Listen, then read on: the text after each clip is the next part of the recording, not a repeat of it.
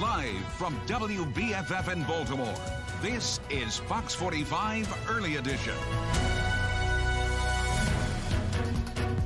Good morning, everyone. Welcome to Fox 45 Early Edition, taking a live look over Towson. Quiet start to this Monday morning. It is September 21st. Thanks for waking up with us. I'm Megan Gilland, and I better check in with Jonathan, but I think, Jonathan, correct me if I'm wrong, this is the last day of summer. Is that correct? There is. Tomorrow, beginning of fall. And you just watch that section of dirt down there. You'll see rats. And they're almost as big as the cats. Take a look at this here. Rats running wild. That is the complaint coming from one South Baltimore neighborhood where the alley is filled with garbage. This comes as DPW continues to struggle with trash and recycling pickup as it piles up throughout the city. Rachel Aragon live in South Baltimore with when things might be cleaned up. Rachel. Megan, good morning. So right now we are standing along West Talbot Street here in South Baltimore. This is just one example of where we've seen lots of trash pile up as well as rats, sadly. But take a look what our cameras captured earlier this week. We've seen dozens of rats scurrying by in South Baltimore alleys. We've also seen in East Baltimore and other parts throughout the city. Now, Stephen Horvath says he's had enough with the rats and the trash. This alley behind his South Baltimore home, he says, has been overrun by the rodents. And as trash from illegal dumpers continue to pile up, Stephen says he and his neighbors have called 311 and DPW to get the bags of trash and even mattresses removed, but with no luck. And today when I called, they said, we'll expedite the matter. And I said, well, that's like the second or third time you've told me, and that's when I called you guys. Now, we try to get him some answers from DPW, and in a statement, the department said they'll investigate this issue and will continue to work with code enforcement to address it. The wait for cleanup, though, has really frustrated city leaders as well. We've seen Brandon Scott, City Council President, again clean up with crews as well over the weekend. It's not the first time he's done that. Again, City Council President Brandon Scott says he plans to again hold a hearing, and he's also sent a letter to the acting director of DPW to address this issue. Again, so far we've seen plenty of alleys, though, that still have lots of trash and illegal dumping. We're live in South Baltimore this morning. Rachel Aragon, Fox 45 Early Edition.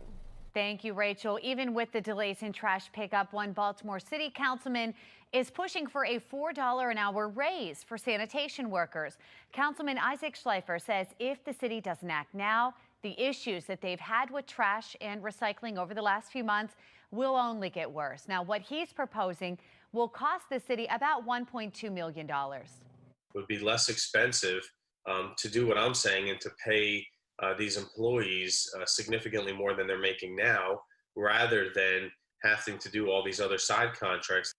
Right now, temporary workers start at $11 an hour, while full-time employees start at $16 an hour. The three candidates vying to become Baltimore's next mayor all agree that DPW workers deserve fair pay. 4:34 and looking ahead, this week, Maryland legislative leaders will consider 15 separate police reform bills. The bills call for the repeal of the Police Officers' Bill of Rights, independent investigations into allegations of excessive force, eliminating no-knock warrants, and making officers' misconduct records public. Advocates for police argue the Officers' Bill of Rights protects them from false claims and ensures due process by giving them 5 days before having to answer questions about a use of force. Others say police have enough protection. The Constitution of the United States gives police officers the same due process rights. The Law Enforcement Officer Bill of Rights, it gives them additional protections, and that's why we need to do away with it. Public hearings will be held this Tuesday through Thursday. 4:35 and on the path forward now, Maryland reaching new milestones in the fight against COVID-19. For the first time, the statewide 7-day positivity rate dropped below 3%. Some good news there. The hospitalization rate is also at its lowest level since March, with less than 300 people currently admitted. Another 412 cases were reported by the state health department. Baltimore City and County have also reached record lows in the positivity rates. Well, starting at 5 p.m. today, some restaurants will be able to increase their indoor dining capacity from 50% to 75%. But the expanded capacity comes with restrictions. Restaurants must follow health requirements from the CDC and FDA. Social distancing is still required. So far, Calvert, Harford, and Howard counties will go along with the governor's plan and increase capacity to 75%, but Baltimore City says it will not. On Friday, movie theaters and outdoor performance venues in Anne Arundel County can reopen. Both will be capped at 50% capacity or 100 people, whichever is less. These rules are more restrictive than those laid out in Stage 3 of the state's reopening plan, which allows for 250 people at outdoor venues. Stage 3 also includes 75% capacity at stores and churches. Anne Arundel County and Baltimore City are the only local jurisdictions who have not completely entered Stage 3. 4:36, and as cleanup from Hurricane Sally continues, the Gulf Coast is bracing for a big storm. This time, it's Beta. Meteorologists say both Texas and Louisiana need to get ready for this. Heavy rains and storm surges are expected sometime today as this storm's outer bands continue lashing the coast. Right now, more than 10 million people along the Gulf Coast are under tropical storm warnings. You know, it's like every month or every other week we're having to deal with this stuff. So we are not to the worst of it yet. That's one thing I do want to point out to everyone. There have been so many storms this season that we have made it to the Greek alphabet, hence Beta. The only other time that has ever happened was back in 2005.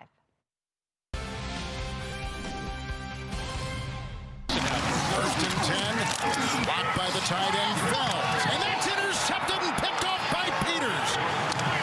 What instincts he has, brought down after the play by the running back Johnson, and interception thrown by Deshaun Watson. Make it 14 straight wins in the regular season for the Ravens now. Marcus Peters and the Ravens defense forcing a pair of turnovers on Deshaun Watson. Another impressive double-digit win for the Ravens, 33-16 against the Texans, a good team. A big day for the Ravens defense, of course, too. Second quarter, turning a turnover into instant points right here. Deshaun Watson connects with Kiki Kuti. Marlon Humphrey there to punch it out right there. LJ Ford scoops it up and takes it back for the touchdown. That's the 15th straight game with a takeaway for the Ravens defense and the longest current streak in the NFL. We're going to have much more reaction later on in Sports Unlimited. Well, there is now a good reason for you to drink more coffee, especially at 4:38 in the morning. The benefit multiple cups of coffee a day can have on your health. And we've got a sunny but cool start to the work week. How low temperatures are expected to get here today. It is 4:38 and you're watching Fox 45 Early Edition. 4:41 and in your health alert now, new research finds that drinking a few cups of coffee a day might help slow the progression of advanced colon cancer. The study consisted of 1,200 patients, finding that those who drank 4 or more cups of coffee on a daily basis had 36% higher odds of surviving. Still ahead, an unusual sight on Route 50. Who was driving this golf cart and how they were able to get it on the highway. But first, a battle brewing on Capitol Hill this morning over the Supreme Court. Why some are saying now is not the right time to nominate Justice Ruth Bader Ginsburg's replacement. It is 4:42 on Fox 45 Early Edition.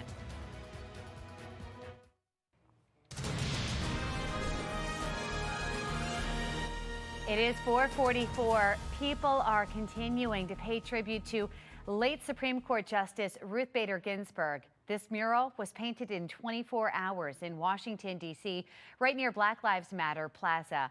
As the memorials continue to grow, so does the battle over the seat that she leaves empty on the U.S. Supreme Court.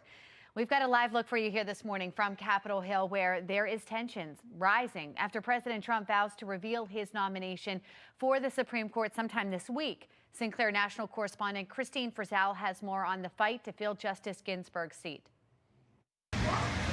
Even as the death toll from COVID-19 reaches 200,000 in the United States alone, the spotlight in Washington this week expected to shift from coronavirus to the courts. I think it is particularly important that the Senate take it up and confirm this nomination before the election. With so much at stake, from civil rights to voting rights to health care in and of itself, these decisions that the Supreme Court makes, it's important that they not only have the force of law, but the force of the legitimacy of everyone. After the Republican-led Senate in 2016 prevented a vote on President Obama's nominee, Merrick Garland, more than 8 months before the presidential election, some thought they'd stick to their rule. Top Republicans now making it clear they won't. Senator Lindsey Graham tweeting Sunday night, Democrats tried to, quote, destroy Brett Kavanaugh's life to keep the Supreme Court seat open. You reap what you sow. The death of Supreme Court Justice Ruth Bader Ginsburg raising new questions about what, if anything, Democrats could do to prevent a new justice from being confirmed. With only 2 Republican senators, Lisa Murkowski and Senator Susan Collins, saying they oppose a pre-election confirmation. We have our options. We have arrows in our quiver that I'm not about to discuss right now. President Trump has promised to nominate a woman within a matter of days. Top contenders include Judge Amy Coney Barrett, a favorite among religious conservatives, and Judge Barbara Lagoa, the first Hispanic woman to serve on the Supreme Court of Florida. That's what we're going to do. We're going to fill the seat. But if I win this election, President Trump's nominee should be withdrawn. And as a new president, I should be the one who nominates Justice Ginsburg's successor. As far as who that might be, well, Joe Biden said Sunday he plans to nominate the first African-American female justice, but he won't be releasing a list of names before the election since she wouldn't be able to defend herself against possible political attacks. I'm Christine Frizzell reporting. Thank you, Christine. In other political news, President Trump agreed to, in concept really, to a deal involving TikTok, Oracle, and Walmart. Both Oracle and Walmart will acquire stakes in the app, and this means that TikTok will still be in app stores for now, but could take effect next Sunday unless it is delayed further. Meanwhile, a federal judge has blocked the ban on WeChat. The judge says the ban represents a violation of free speech and that the Trump administration did not provide enough evidence to address national security concerns. 4:48 on this Monday morning. We have your traffic and weather together every 10 minutes. Let's check in with meteorologist Jonathan Myers in that forecast. Jonathan, on Fox 45 Early Edition, a hiring freeze comes to Baltimore City schools, when layoffs are coming and what this means for the classroom. But first, we are taking a look at the toll city violence is taking on children, what new protocols and initiatives are being implemented to prevent harmful situations. 4:51 on Fox 45 Early Edition.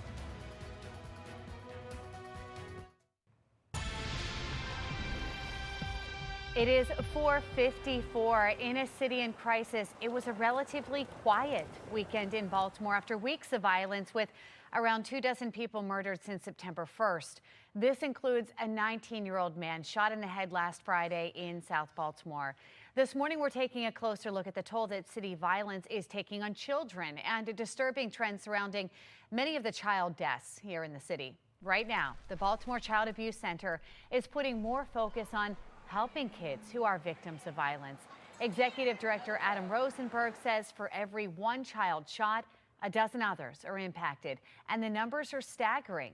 According to Health Department's child fatality from 2014 to 2019, 92 children have been murdered in Baltimore.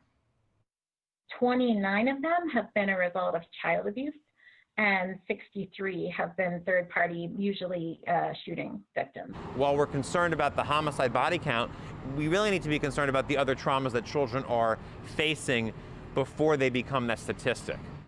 This year alone, the Child Fatality Review Board is looking into 22 child deaths.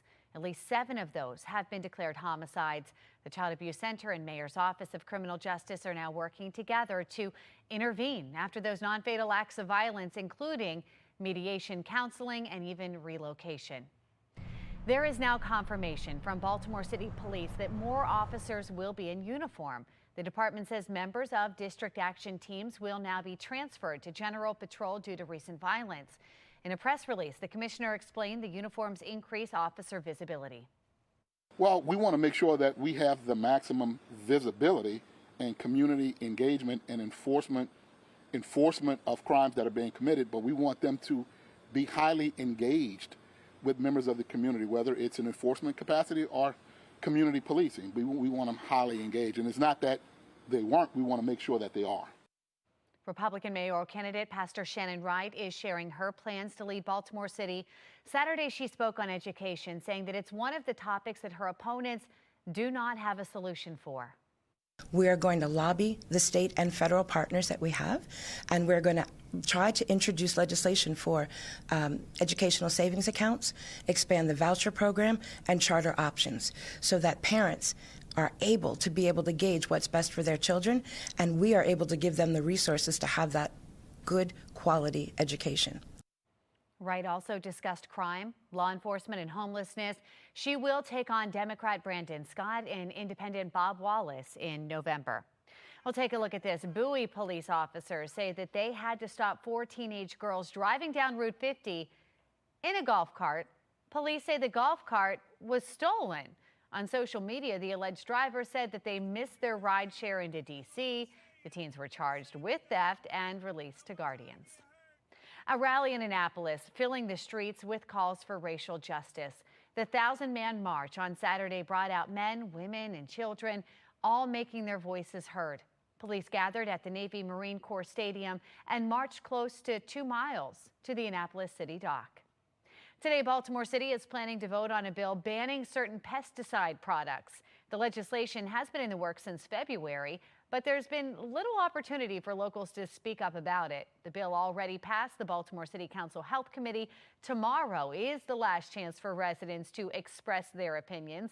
If passed, the bill will go into effect July 1st of 2022. Last night's Emmys host Jimmy Kimmel called the award show the Pandemies, and the show was the first major award show since the COVID-19 pandemic actually began. Let's get to the awards. And the Emmy goes to Watchmen. There you have it. Watchmen wins Best Limited Series. RuPaul's Drag Race wins Best Competition and Reality Show. Zendaya wins for Lead Actress in Drama Series Euphoria. And there were so many other wins as well. While all the celebrities were awarded, singer-songwriter Her performed Nothing Compares to You as part of the in memoriam tribute to the late Justice Ruth Bader Ginsburg, and host Jimmy Kimmel defended the show. What's happening tonight is not important. It's not going to stop COVID. It's not going to put out the fires, but it's fun. And right now, we need fun. My God, do we need fun.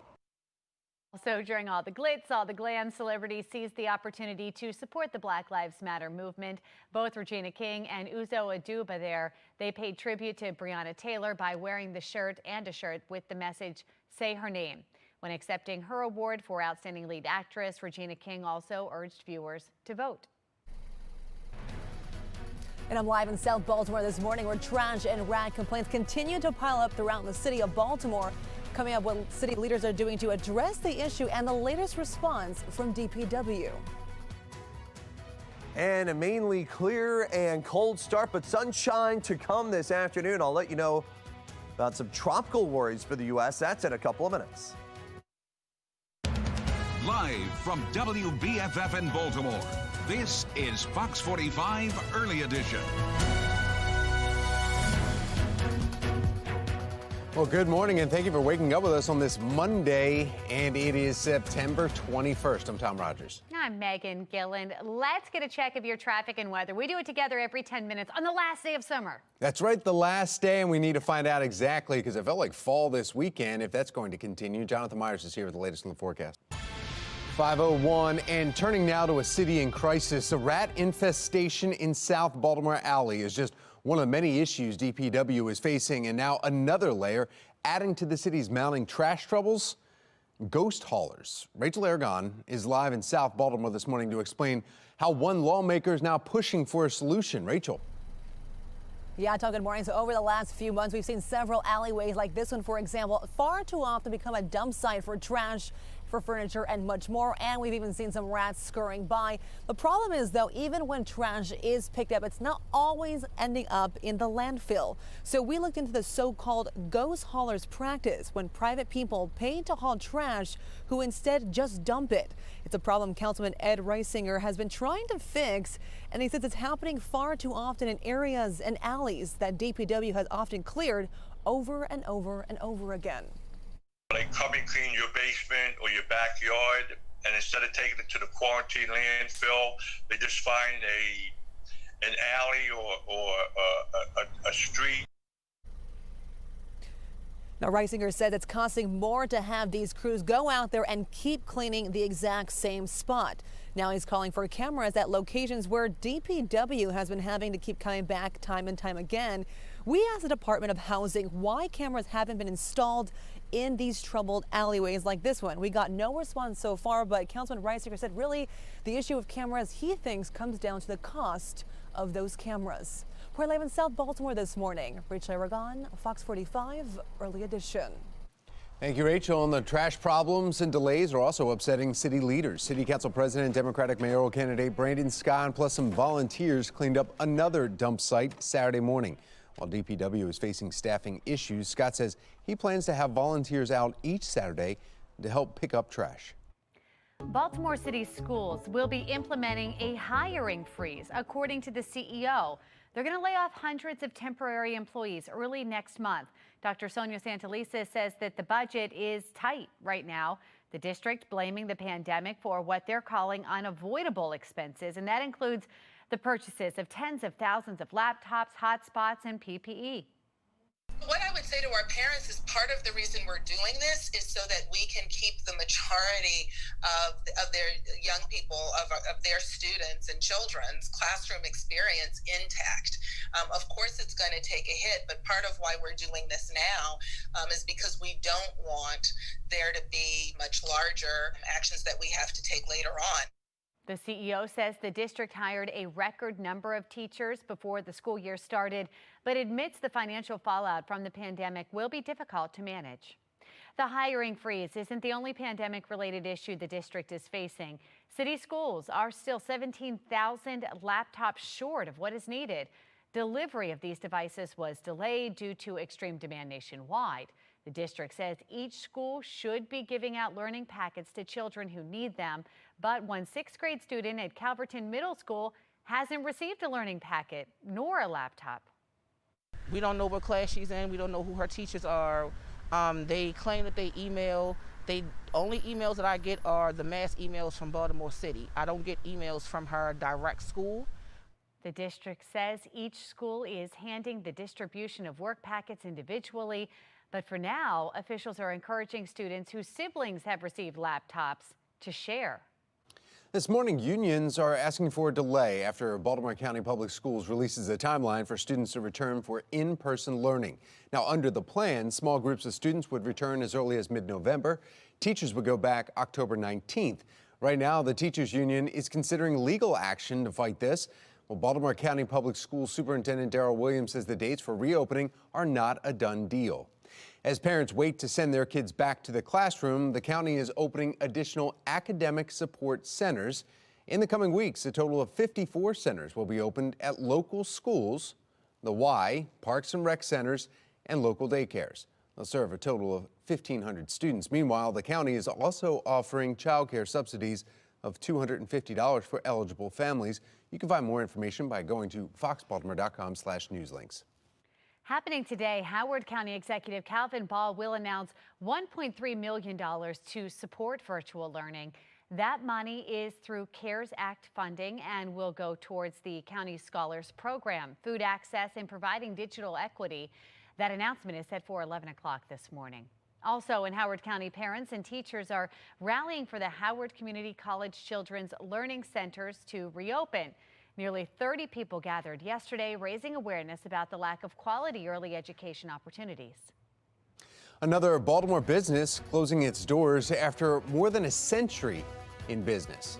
When those doors will finally close. And a chilly morning, but the tropics, they are still acting up. We're going to be tracking that and also how much it may warm up today, even if it's just a little. That's coming up in my Weather Authority forecast in 2 minutes. Time now 5:06. You're watching Fox 45 Early Edition.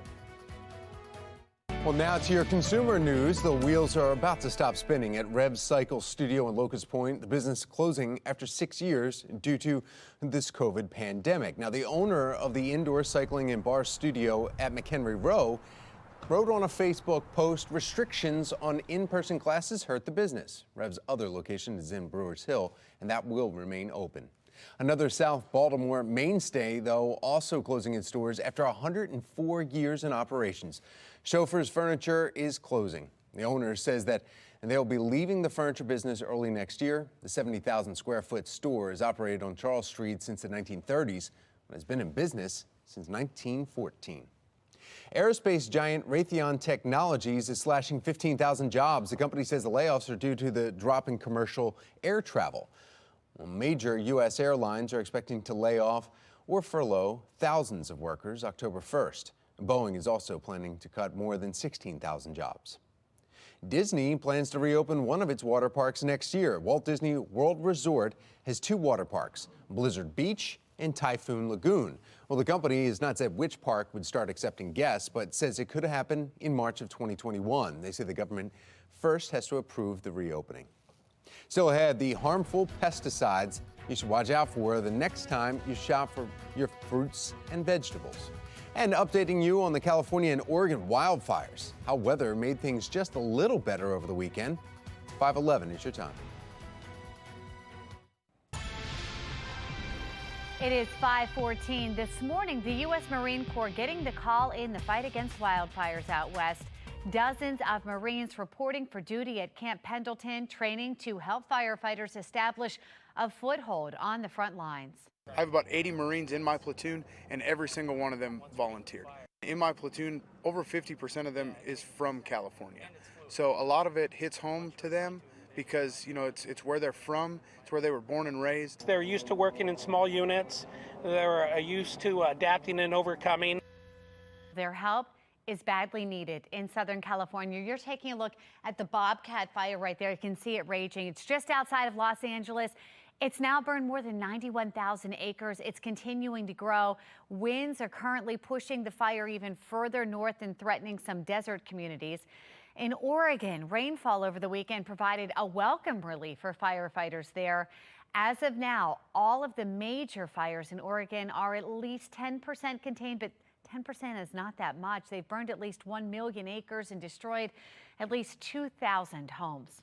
Well, as those fires continue to burn in California, Oregon, and Washington, people there are looking for ways to help.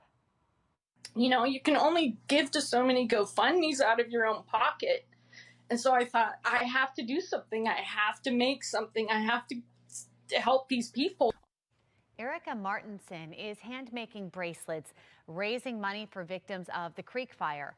Martinson grew up in the area and says that she was seeing friend after friend lose everything.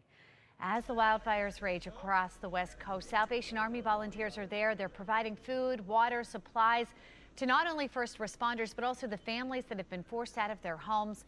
Fox 45 has joined the Salvation Army to activate Sinclair Cares Western Wildfires Relief Fund. And so far, you have helped contribute over $75,000 to help families rebuild. Our parent company, Sinclair Broadcast Group, will match the first $25,000. If you would like to help, you can go to foxbaltimore.com/cares. 5:16. Let's get back to traffic and weather. We do it together every 10 minutes. Meteorologist Jonathan Myers is standing by with a look at the forecast. Well, on top of trash concerns, a rat problem added to the list of complaints for a South Baltimore neighborhood when the problem could be addressed. And make it 14 straight wins in the regular season for the Ravens. The dominating performance from the Ravens rushing attack. 5:20. You're watching Fox 45 Early Edition.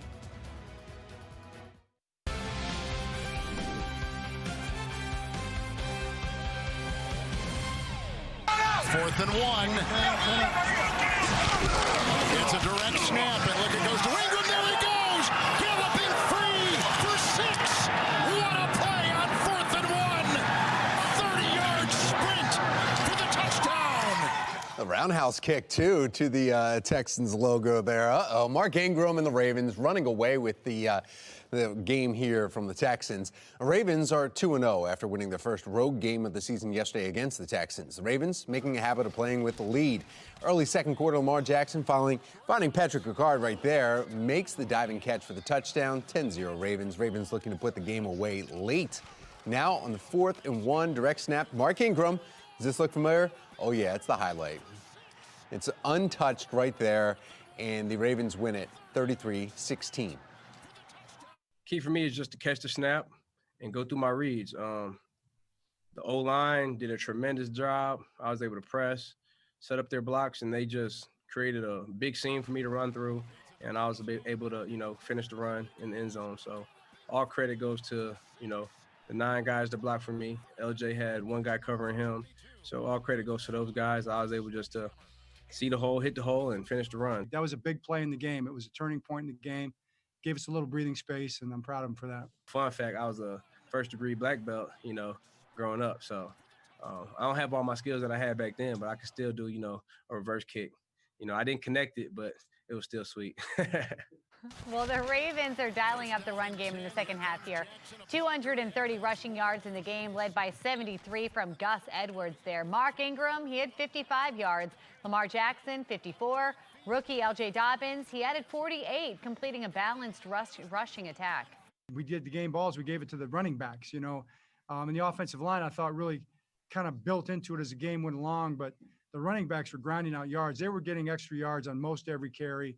They were breaking tackles. I mean, the JK, how about the JK at the end to break that tackle, or the JK to break the tackle on the 3rd down earlier on the pass catch. So they deserve a lot of credit for that. Well, the other big story of the game, the Ravens defense forcing Deshaun Watson into 2 turnovers. It started with Marlon Humphrey there, stripping the ball away from Kiki Kuti, leading to just instant points there. LJ Ford scoops it up, runs it back 22 yards for the touchdown there. A few minutes later, Marcus Peters laying out, making the diving interception right there. It's the Ravens' 15th straight game forcing a turnover. It's the longest streak in the NFL.